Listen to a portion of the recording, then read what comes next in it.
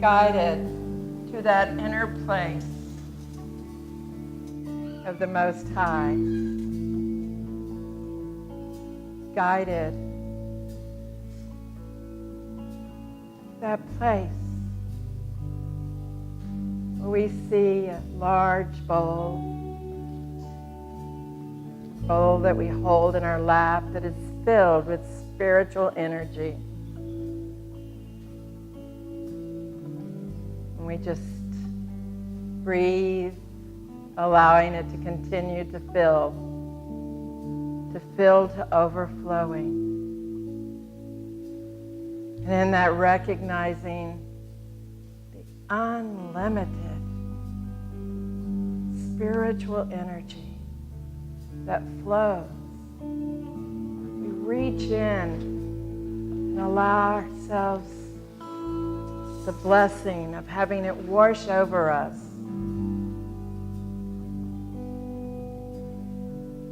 Feeling the spiritual energy, the love of God, the health, the prosperity.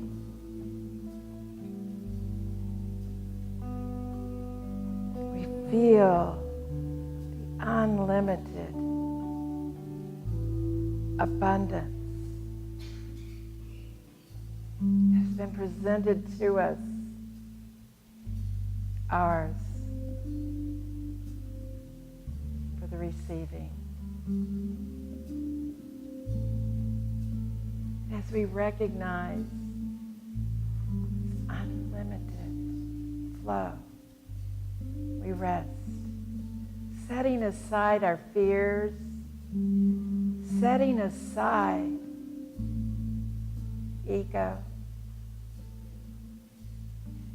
setting aside judgment,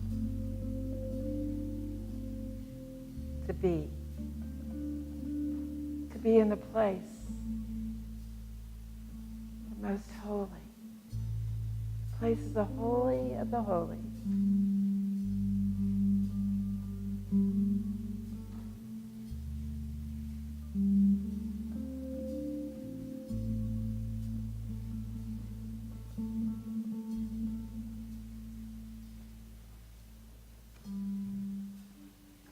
Going within, shutting the door to be.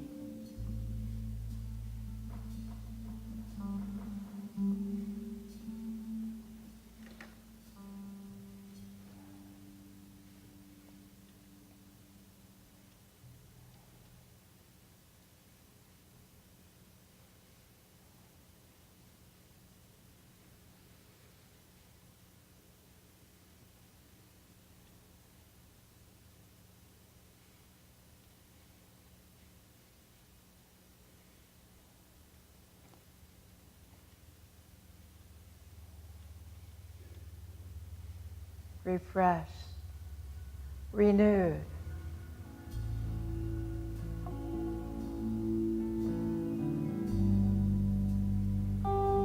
Feeling that thirst quenched.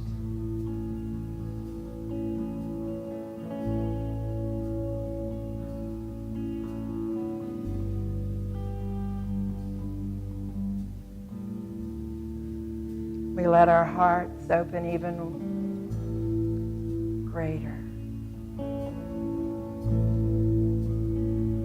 Letting ourselves connect to each person in this room,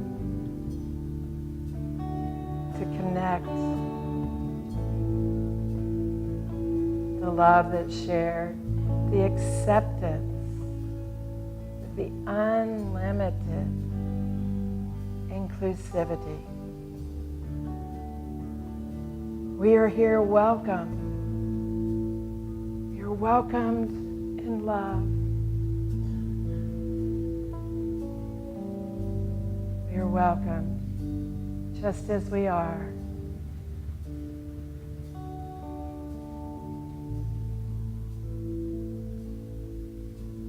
And we relax. And we relax even deeper so that we know that all is well. Experiencing peace in our hearts, peace in our minds, peace that overcomes in the name and through the power of the Christ. Say amen and amen.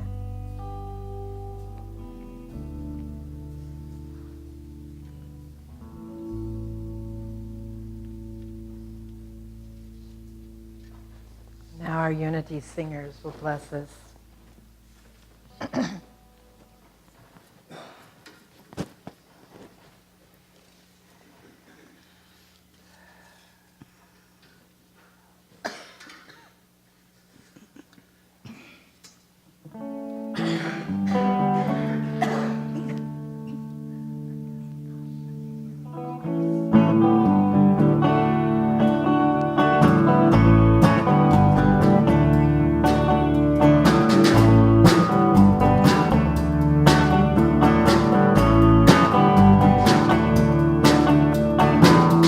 Who's there to hold me close? Who's there all the time? Who's there to feed my soul, uncover the light? There it is, call it what you like, but it's about love, ain't no denying. You fill me up, you're my heart's desire. You always lift me higher. I feel you, you move me, and everything's so fine. I feel you, you move me. The light of joy is mine. The light of joy is mine. The light of joy is mine.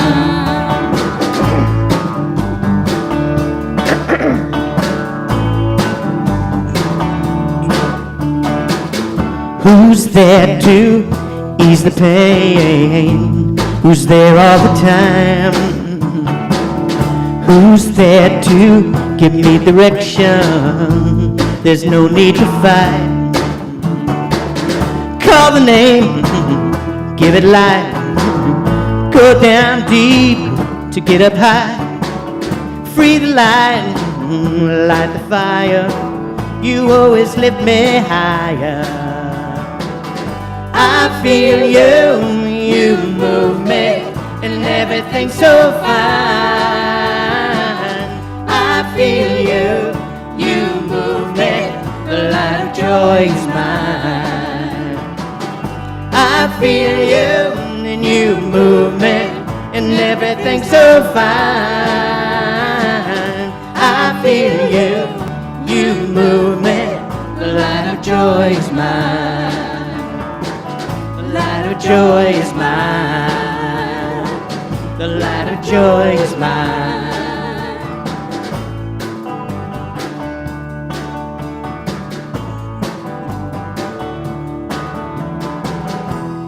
When I look, I feel you there.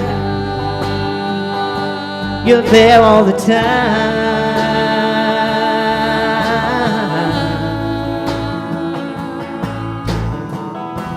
To be aware is to know you're there. Life of joy is mine. 2, 3, 4. Who's there to hold me close? Who's there all the time? Who's there to feed my soul, to teach me to fly? I feel you, you move me, and everything's so fine. I feel you, you move me, the light of joy is mine. I feel you, you move me, and everything's so fine. I feel you, you move me, the light of joy is mine. The light of joy is mine. The light of joy is mine. It's great to radiate. The light of joy is mine. It's great to radiate. The light of joy is mine. It's great to radiate. The light of joy is mine.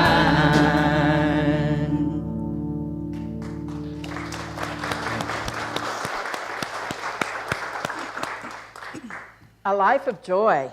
Sounds good. Are you living it? Are you there? I don't know. Some days I would say absolutely yes, and some days I would say I'm still growing. How about you? I think most of us are there. I've been talking about inclusivity and the gospel of inclusivity and what that means. And the first Sunday I spoke of that, I spoke of different religions and how all religions had their purpose, and there was one major piece in all world religions, and that is that we love one another and that we respect all religions. That's part of who we are as unity, is to respect other people and not criticize and put down, and to find that place where Jesus was when he went through the different areas and the different experiences that might have led him to feel angry toward a particular denomination, if you will, of his time. Today, I want to talk just a little bit more about that spiritual maturity, because we start out in our spiritual growth of being willing to be, we're willing to coexist with others and allow them to be, and to maybe even respect them, but we don't want to get too close. And then as we grow and we mature a little bit, we begin to recognize diversity and celebrate diversity and appreciate the diversity and the different people that are in our lives. And then we come to that place where we really have an opportunity to be inclusive, that we have the opportunity to expand into unlimited possibility with inclusion. And inclusivity is described as an intention or a policy to include all people who might otherwise be excluded or marginalized, such as those that are handicapped or learning disabled, or there's some racial piece, or sexual minority. So today I'm going to reach on out there in talking about inclusivity and what that might mean to us as we grow and unfold, and as we reach out and expand into our understanding of our oneness. So we're going to start with just a little short video. Pat, if you will.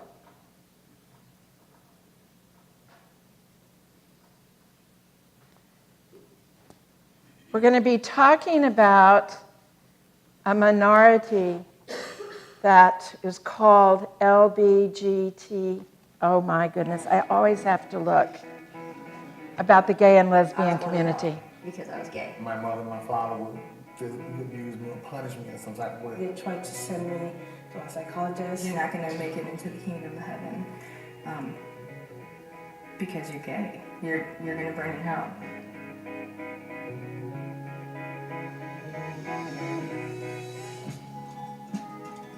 All truth passes through 3 stages. First, it is ridiculed. Second, it is violently opposed.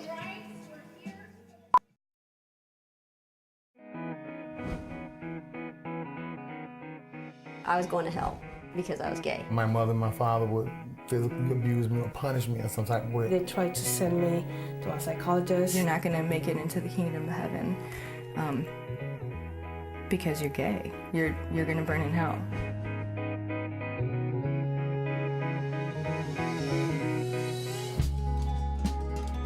All truth passes through 3 stages. First, it is ridiculed. Second, it is violently opposed. And third, it is accepted as being self-evident. Most people under 40 have no problem with homosexuality. That means in 10 years, nobody under 50 will have a problem. That means in 20 years, nobody under 60 will have a problem. And after a while, nobody's going to have a problem. And when you have a problem, it's going to be an aberration. Without question in my mind, God intended for folks to be gay, lesbian, bisexual. I never intended to make a film about homosexuality and religion. This is how it all began. God is inside of me. I think that God is inside of you. I think God that is in each one of us. And my God inside of me is good with me being gay. As far as we can tell today, homosexual inclination is no more unnatural than to be left-handed or to be born with red hair.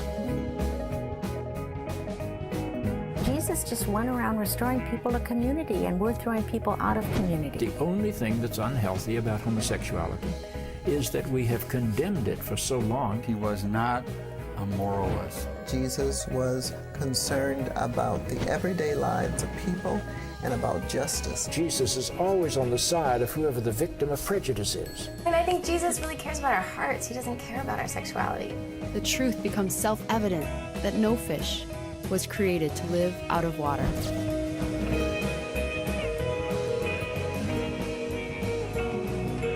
50 years from now, this big hoopla over gay-lesbian relations in the church will be something of the past.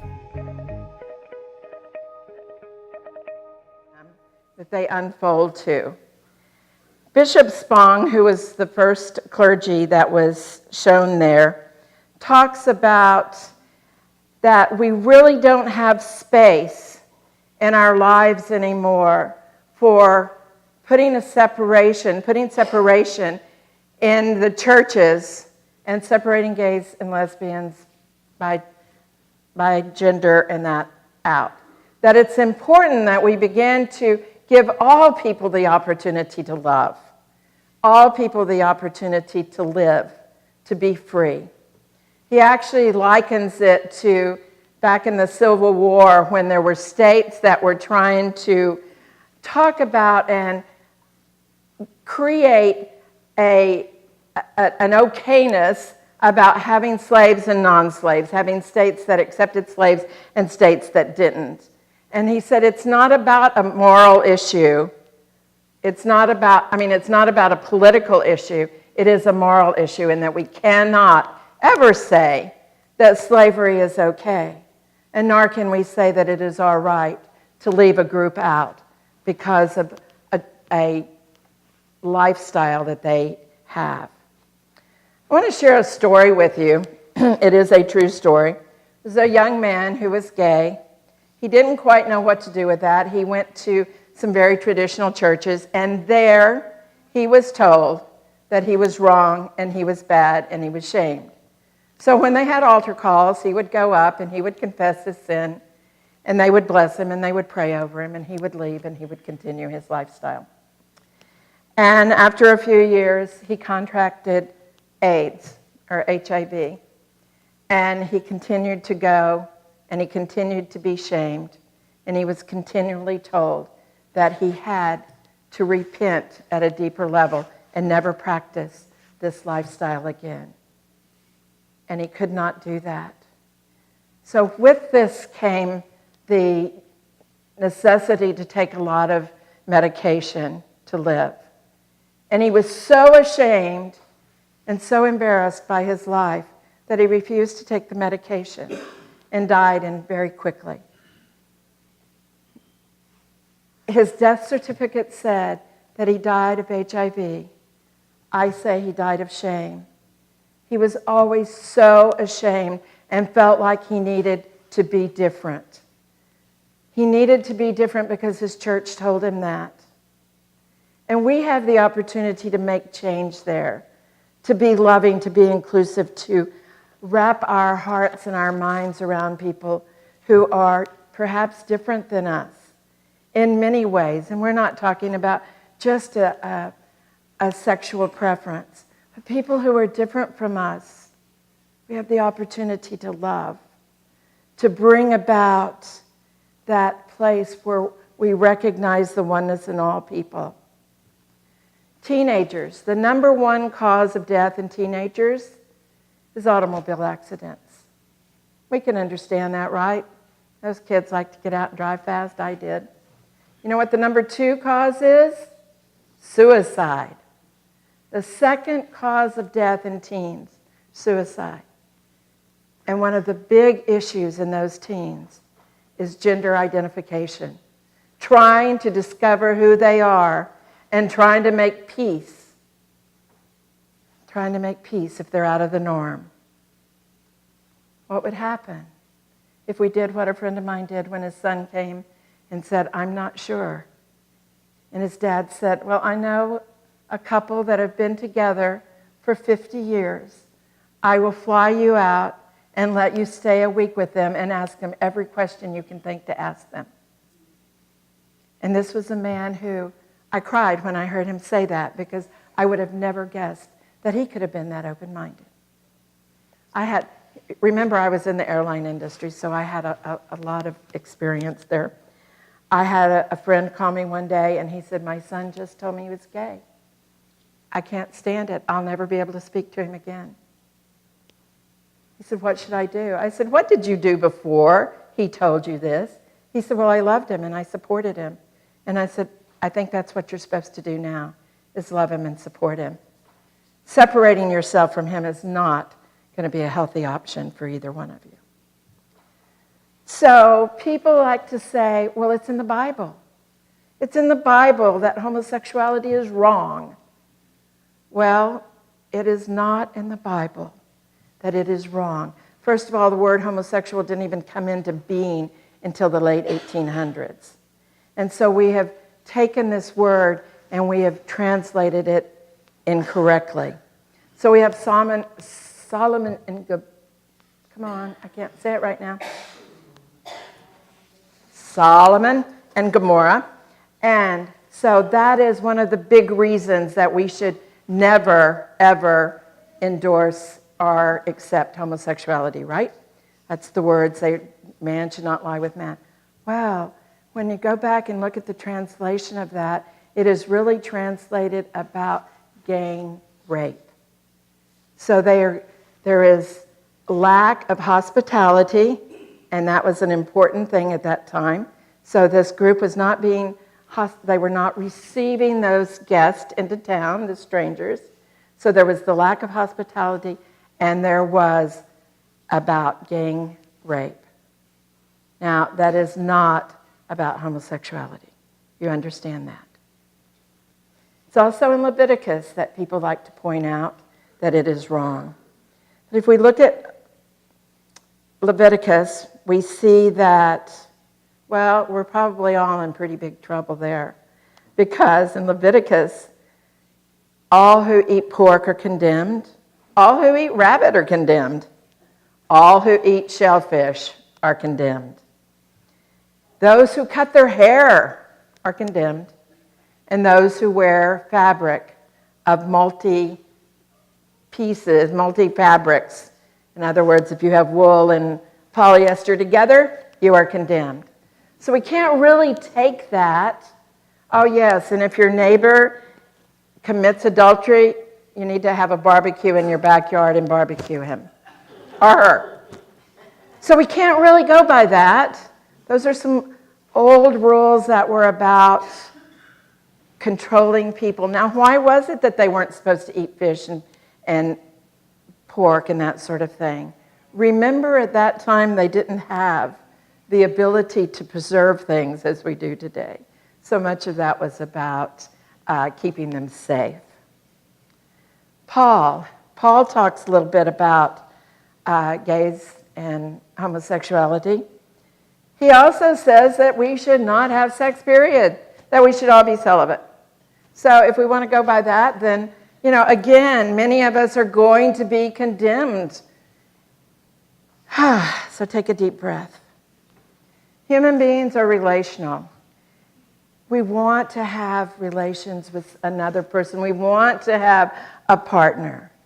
So who are we to say if a person is called to have a partner of the same sex that they should be condemned?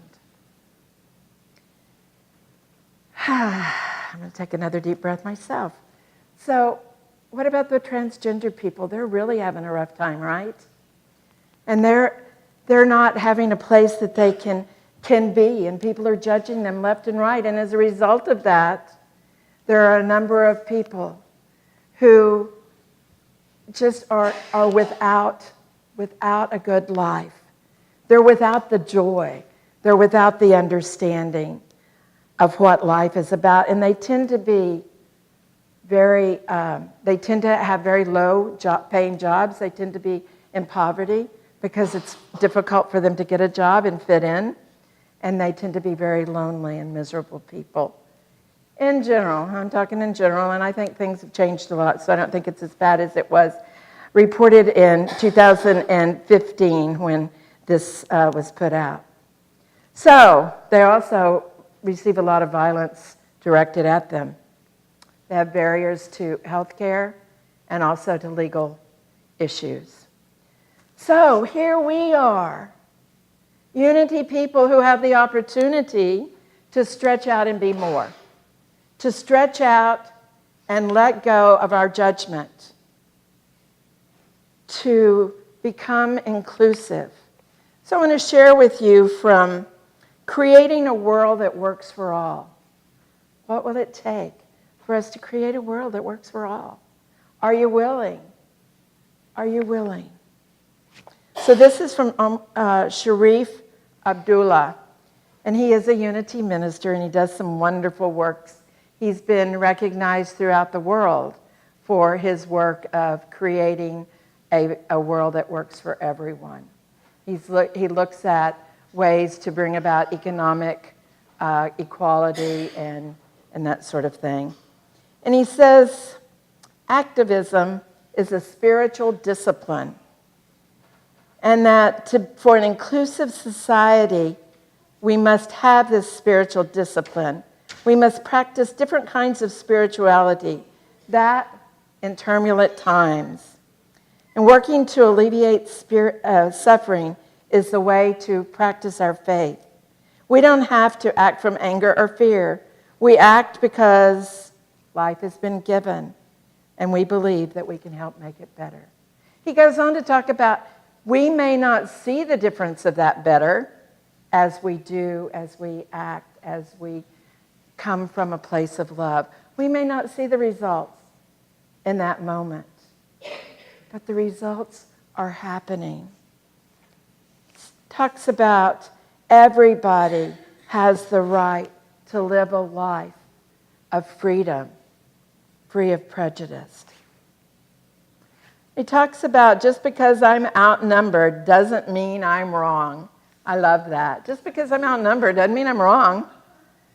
And then there are the things that he says we must do.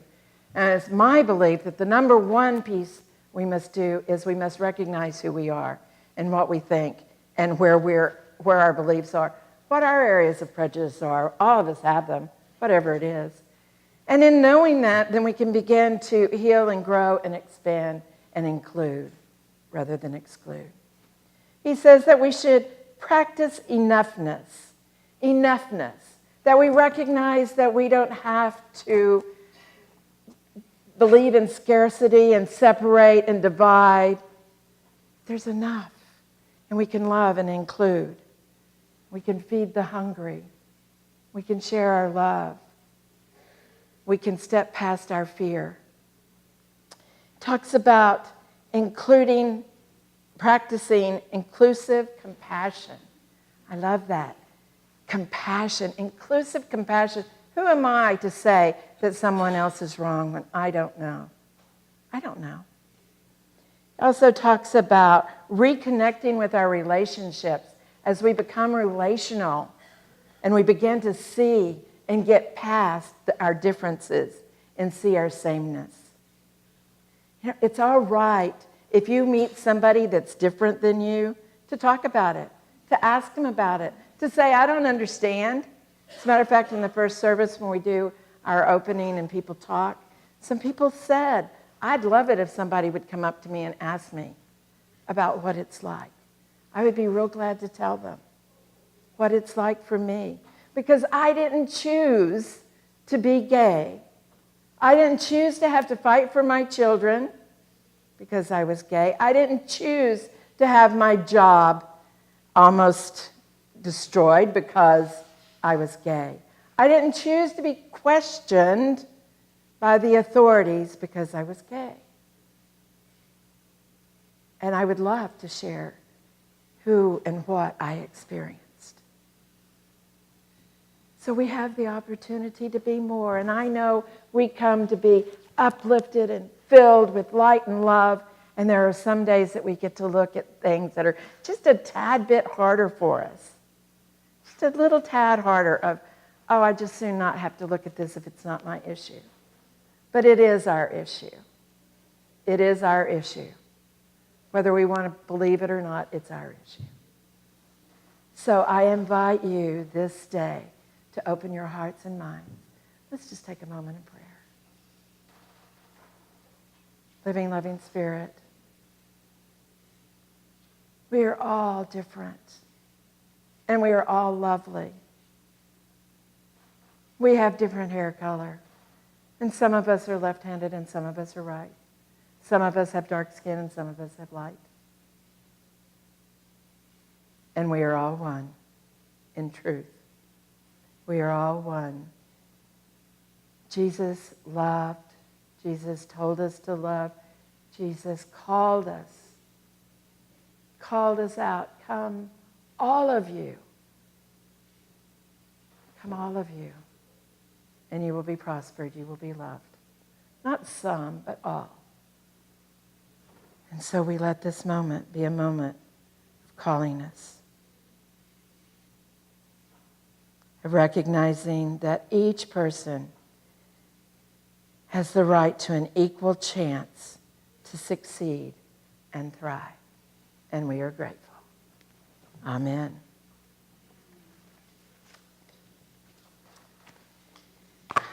All right. It is time once again for some music, I believe. Nobody should ever put me in charge of this.